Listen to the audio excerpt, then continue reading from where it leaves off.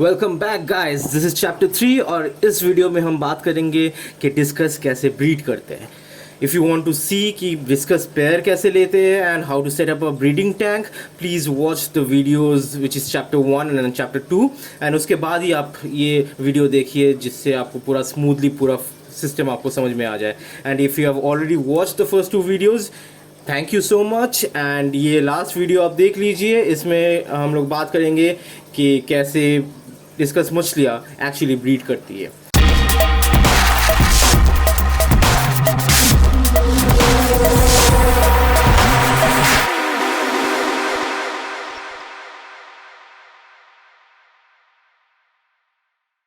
Alright, so last video में जैसे हमने डिस्कस किया था कि there was only once that I used breeding cone की जगह पे एक मटका, एंड उसके बाद आई फाउंड आउट देखिए वो ग्लास वॉल्स ही प्रेफर कर रहे थे। So over here you can see them laying eggs. Now discuss जब एग ले करती है, the female goes in a straight line laying the eggs एक थोड़ा डिस्टेंस के लिए, and then she comes back and repeat, keeps on repeating it. So जब egg ले करती you find a patch of eggs जो एक कुछ लाइंस पे ऐसे डाली गई हो, and you can actually see the male going right after the female उसी लाइन के ऊपर से to fertilise them.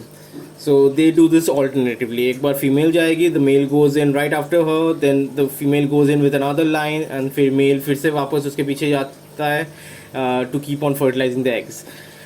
Now the only thing that I keep in mind during the laying of eggs is TDS, total dissolved salts.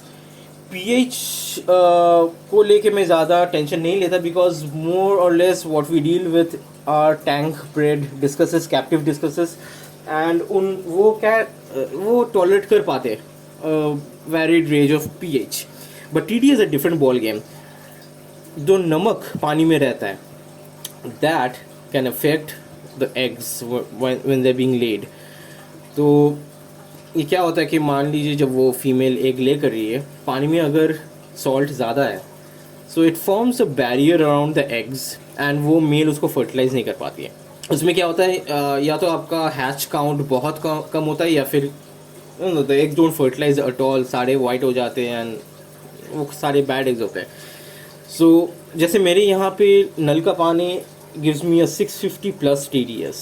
That's like amazingly, insanely huge. वो उतना होना ही नहीं चाहिए. That's not even fit for drinking water.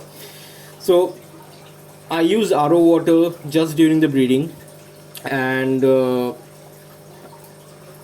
I try to bring the TDS down to somewhere around 20 to 30 TDS. You might have a lot of people saying कि you should not use 100% RO water, उसको tap water के साथ mix करना चाहिए. See, everything boils down to what works for you. It might work for someone and might not work for someone else, and उल्टा भी हो सकता है कि मेरे लिए काम नहीं कर रहा but आपके लिए काम करे. So I go with pure RO water, which gives me an average of 20-25 TDS, and that works for me. Now, it takes about 2.5 to 3 days for the eggs to hatch. तो शुरू में आपको ये eggs light orange या फिर light brown या फिर almost cream whitish colour की लगे, and as the time passes the colour of the eggs changes. अगर ये एग्स फर्टिलाइज नहीं होते, so they will turn white, and if they are fertilized they will turn darker. तो suppose light orange से they'll go to dark orange, brown and black, and eventually you'll see the babies. Like as you can see, the eggs are lined up on the wall. वो देखिए यहाँ पे अलग अलग colours दिख रहे हैं. So as I said before, the darker colors are the fertilized eggs and the white eggs are non-fertilized. Now इस दौरान what the fishes will try doing is they'll try to eat the white eggs or the bad eggs, and उस चक्कर में at times they kind of drop the good ones as well. So अगर if your fishes are too prone to do this, और काफ़ी बार होता है नया पेड़ समझ में नहीं आया, so they might straight away start eating the eggs. तो अगर इसको आपको रोकना है, so what you can do is you can put a wire mesh around the place where they have laid the eggs, जिससे वो एग्स गार्ड भी हो. बट यहाँ पे भी एक ट्रिक है, it needs to be very close to the eggs, because जैसे आप देखोगे कि जैसे ही वो एग ले करना उनका हो जाता है, they start fanning the eggs. एकदम पास में जाके वो अपने फिन से बहुत हल्के से पानी का एक मूवमेंट करती है एग्स के ऊपर, जिससे उस एग्स पे फंगस ना जमे. तो अगर वो नेट काफ़ी दूर हो जाता है एग से, सो वो फैनिंग का मूवमेंट, वाटर का मूवमेंट एग तक नहीं पहुँचेगा and eggs might develop fungus. So the net needs to be close to the eggs, but not too close कि वो खा ले, but at the same time not too far कि वो fan भी ना कर पाए. Okay, so 2.5 से 3 दिन के बाद you'll see the eggs hatching and we'll find wrigglers. Now इस stage में basically बच्चा एग से फूट चुका है, but still उसके पेट में एग का एक पोर्शन अटैच रहता है. So for the next another 2 to 3 days वो इस एग का जो पोर्शन उसके बॉडी से अटैच है वहाँ से वो नरिशमेंट लेती है.